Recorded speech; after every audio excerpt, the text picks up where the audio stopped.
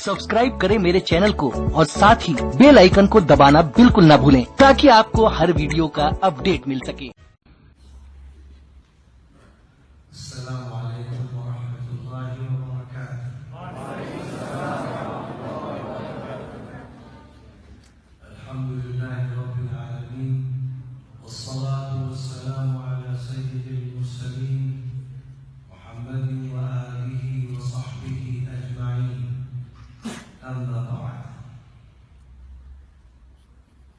أيها الأستاذ الجليل والأساتذة الفضلاء والطلاب الأحبة الأعزاء، إنه يسرني أن ألتقي بكم في هذه القاعة الواسعة الكبيرة للمدرسة المحمودية بمدينة اسطنبول. ألتقي بكم في هذه المدرسة العظيمة التي نسبت إلى الشيخ المربي الجليل الشيخ محمود أفندي حفظه الله تعالى. إنني تعرفت على الشيخ من أكثر من 20 سنة، ووصلت أخباره السارة المبشرة إلينا بالهند، وعندما نجد مثل هذه الشخصيات المربية الجليلة نتذكر آثار الإمام أحمد بن عبد الأحد السرهندي المجدد الألف الثاني رحمه الله تعالى.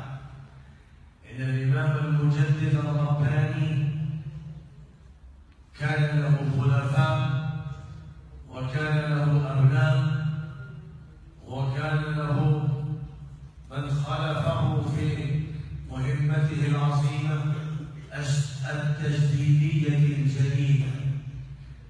وقد استمرت هذه السلسلة المجددية النقشبندية، وصلت إلى تركيا وإلى مختلف مناطق العالم الإسلامي، فكان هنالك خلفاء أجلة وعلماء ربانيون أفاضل قاموا بالعمل التجديدي العظيم الذي هدى إليه الإمام المجدد بمكتوباته برسائله بكتاباته بعمله بإصلاحه.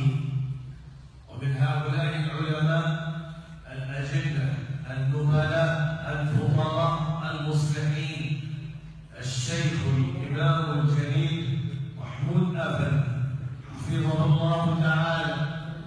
إن الله تبارك وتعالى أكرمه بالعمل التجديدي العظيم على أرض تركيا، وقد ظهرت آثار هذا العمل الإصلاحي والتجديدي في ملامح الناس، رجالا ونساء وشبابا وأطفالا وطلابا ومدرسين وعلماء. وقد قامت مدارس كثيرة بسبب هذه الحركة الإصلاحية، وقامت مؤسسات وأنجزت أعمال كبيرة جليلة عرف بها الشيخ حفظه الله بالهند، بل في شبه القارة الهندية وفي البلدان الأوروبية والأمريكية والأسترالية والآسيوية والإفريقية وغيرها في القارات كلها والبلدان كلها. ولا شك أن هذا هو فضل من الله تبارك وتعالى عظيم. نحمد الله عز وجل على أنه جعل في أمة محمد صلى الله عليه وسلم العلماء الربانيين الذين حملوا هذا العلم وحملوا السراج الوحاج وبدلوا تردد به الظلمات. فقد ورد عن النبي صلى الله عليه وسلم أنه قال: يحمل هذا العلم من كل خلف عدول ينفون عنه تحريف الغالين وانتحال المبطلين وتأويل الجاهلين. هؤلاء هم المصلحون المجددون الذين بشر به النبي صلى الله عليه وسلم، وأنهم يظهرون في كل قرن من القرون وفي كل جيل من الأجيال.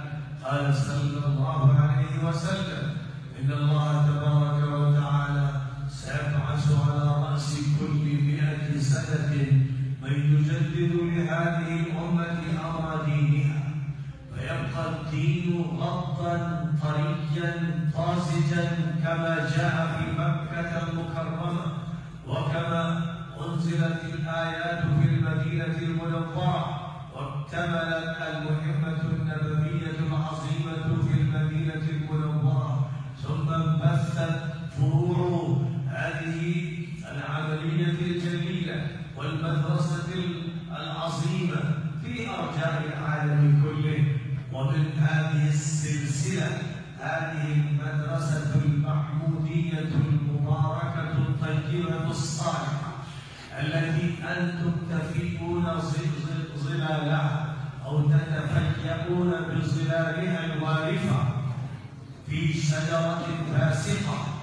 في هذه المدرسة المحمودة الصالحة تتشرفون بالعلوم الشرعية والعلوم اللغوية، تدرسون اللغة العربية الفصحى حتى تتقربوا بهذه اللغة إلى رسول الله صلى الله عليه وسلم، وتتقربوا بهذه اللغة إلى كتاب الله عز وجل وإلى سنة محمد صلى الله عليه وسلم.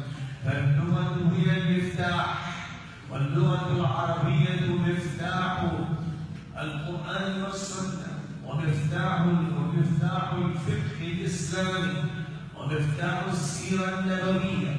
فالذي يتعلم هذه اللغة كأنما يدخل باب القرآن وباب السنة وباب السيرة، والذي دخل من هذه الأبواب فإنه لابد أن يدخل الجنة إن شاء الله تعالى، لأن الله عز وجل قد ضمن لمن عكف على كتاب الله وعلى سنة رسول الله صلى الله عليه وسلم، ضمن له بالنجاة والسعادة والفلاح وعدم الضلال وعدم الانحراف. فقد قال رسول الله صلى الله عليه وسلم: تركت فيكم أمرين لن تضلوا ما تمسكتم بهما، كتاب الله وسنتي. فكتاب الله تبارك وتعالى هو الأصل، هو الدستور، هو المعيار، هو الميزان الحق وإليه المرجع. وسنة رسول الله صلى الله عليه وسلم هي المبينة والشارعة والمفسرة. وهذه السنة هي تطبيق العملي لكتاب الله تبارك وتعالى. فنقرأ في كتاب الله قول الله: أقيموا الصلاة، ثم نأتي إلى الرسول صلى الله عليه وسلم فنجده يصلي، نجده يقوم متوجها إلى القبلة، نجده يرفع يديه ويضع يديه فوق سرته وتحت سرته وتحت صدره وفوق صدره، ثم بعد ذلك يسبح الله تبارك وتعالى ويحمد الله ويستعيذ بالله من الشيطان الرجيم، ثم بعد ذلك يسمي الله عز وجل ويقرأ الفاتحة ويقرأ السورة الأخرى، ثم بعد ذلك يركع، وإذا ركع قام بعد ذلك قومة، ثم سجد، ثم جلس، ثم سجد. فكل هذه الأعمال لم نتعلمها إلا من الرسول صلى الله عليه وسلم. فلو لم يكن الرسول، لو لم يكن سنة الرسول، لو لم يكن حديث الرسول، كانت الأمة في جهل وكانت الأمة في جاهلية. الله تبارك حينما أنزل القرآن الكريم وعد بحفظه، ووعد بحفظ بيانه، ووعد بتعليم قراءاته. قال تبارك وتعالى: إن علينا جمعه وقرآنه فإذا قرأناه فاتبع قرآنه ثم إن علينا بيانه. تكفل الله ببيان القرآن الكريم كما أنزل القرآن الكريم، وقال للرسول صلى الله عليه وسلم: وأنزلنا إليك الذكرى لتبين للناس ما نزل إليه ولعلهم يتفكرون. أنتم أيها الطلاب تدرسون القرآن الكريم وتدرسون السنة المطهرة وتجمعون بين المصدرين الأساسيين وتتفهمون كتاب الله تبارك وتعالى وتتفهمون سنة الرسول صلى الله عليه وسلم، ولا تفهمون نظريا وفكريا بل تفهمون عمليا وتطبيقيا، فتطهرون وتتوضؤون وتغتسلون وتصلون وتصومون وتتلون كتاب الله تبارك وتعالى وتدعون الله عز وجل. ووفقكم الله للحج فستحجون إن شاء الله وتعتمرون وتزكون. بذلك تجمعون بين العلم والعمل، بين النظرية والتطبيق. هذه المدارس الإسلامية مهمتها أن تنقل تعاليم رب العزة والجلال وتعاليم الرسول صلى الله عليه وسلم إلى المسلمين في كل مكان. وكانت المدرسة الأولى التي أقيمت بعد الوحي الأول على الرسول صلى الله عليه وسلم في بيت السيدة خديجة رضي الله عنها، ثم بعد ذلك كانت هذه المدرسة في دار الصحابي الأرقم رضي الله عنه، ثم بعد ذلك أعلنت هذه المدرسة على جبل الصفا، ثم بعد ذلك كانت هذه المدرسة هاجرت بالمهاجرين وعلى رأسهم رسول الله صلى الله عليه وسلم إلى المدينة المنورة، وأقيم المسجد، وكان المسجد مدرستان ومعهدان ورباطا ومركز تربية وإصلاح وإفتاء وقضاء وشورى وغير ذلك. فكان هذا المسجد النبوي الشريف مركز العلوم الإسلامية ومركز البيان للقرآن والسنة قولا وعملا وتطبيقا. وكل المدارس تابعة لمدرسة الرسول صلى الله عليه وسلم وفروع للمدرسة الأصل التي سميت مدرسة الصفة أو مدرسة المسجد النبوي الشريف، وبذلك تنتسبون إلى تلك المدرسة الطيبة الطاهرة التي كانت هي الأساس المدارس كلها في العالم الإسلامي كله بل في العالم الإنساني كله.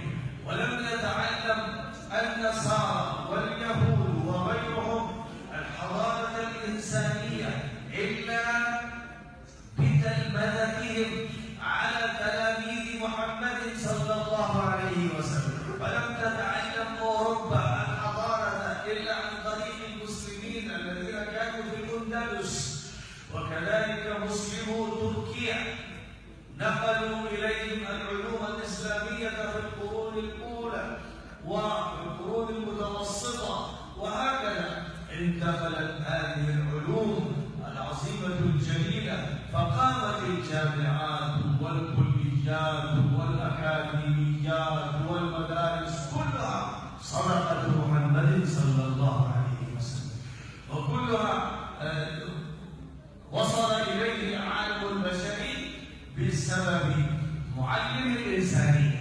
وقد قال صلى الله عليه وسلم: إنما بعثت معلما. فالمعلم للإنسانية كلها هو محمد صلى الله عليه وسلم الذي نزل عليه قوله تعالى: بسم الله الرحمن الرحيم، اقرأ باسم ربك الذي الإنسان من علق. اقرأ وربك الأكرم الذي علم بالقلم علم الإنسان ما لم يعلم. هذه الآيات الخمس هي الآيات الأولى من سورة العلق التي نزلت في غار حراء. ومن هذه الآيات بدأت الثورة العلمية التعليمية العملاقة، ووجد الانقلاب العظيم في العالم العربي والعالم غير العربي. فتحت الدولة الإيرانية، وفتحت الدولة الرومية، وفتحت الدولة الهندية، وهكذا فتحت الدول العالمية شرقا وغربا وشمالا وجنوبا. وحكم الإسلام قرونا طويلة بالقسط والعدل والنصفة والرحمة والإحسان إلى الناس والإنصاف للمظلومين، بحيث كانت الراية المحمدية القرآنية الربانية التي ترفرف في سماء العالم. ولا بد أن يعود الإسلام إلى ما كان عليه في القرن الأول، حيث كان الصحابة رضي الله عنهم: أيها الطلاب كونوا تلاميذ محمد صلى الله عليه وسلم، كونوا تلاميذ محمد، كونوا تلاميذ أبي بكر وعمر وعثمان وعلي، كونوا تلاميذ عبد الله بن مسعود وعبد الله بن عباس وعبد الله بن عمر وأبي موسى ومعاذ بن جبل وزيد بن ثابت وأمثال هؤلاء الصحابة. اقرأوا الكتب كأنما تقرؤون في المسجد النبوي، اقرأوا الأحاديث كأنما تقرؤونها على الصحابة رضي الله عنهم. ينبغي أن تنتقلوا بأرواحكم وأنفسكم إلى المدينة المنورة وإلى المسجد النبوي كأنكم في الحضرة النبوية، وكأنكم أمام الصحابة، وكأنكم أمام التابعين وأتباع التابعين، كأنكم تدرسون على الإمام أبي حنيفة والإمام مالك والإمام الشافعي والإمام أحمد بن حنبل والإمام البخاري والإمام مسلم والإمام الترمذي والإمام أبي داود والإمام النسائي والإمام الدارمي والإمام ابن ماجه وأمثال هؤلاء. ينبغي أن تجعلوا أنفسكم كأنكم حضرتم مجالس أولئك العلماء الأجلة. ولا أريد أن أطيل عليكم في هذه المناسبة، وهذه هي الزيارة الأولى، نرجو أن تتلوها إن شاء الله زيارات أخرى في أوقات أخرى عندما آتي إلى تركيا آتي إليكم. فقد أحببتكم في الله، والشيخ الحبيب الجليل الأستاذ المربي هو كذلك شيخ محبب وطيب زكى نفسه وتقرب إلى الله تبارك وتعالى وجعلكم من أمثال العلماء الأجلة. وينبغي أن تكونوا تطبقون ما قام به الشيخ محمود آدمي حفظه الله تعالى، حتى تحيوا سنته أيضا في هذا البلد وفي غير هذا البلد من البلدان المجاورة القريبة والبعيدة. أقول قولي هذا وأستغفر الله لي ولكم ولسائر المسلمين. أدعو الله تعالى أن يجعلكم علماء ربانيين صالحين، وأن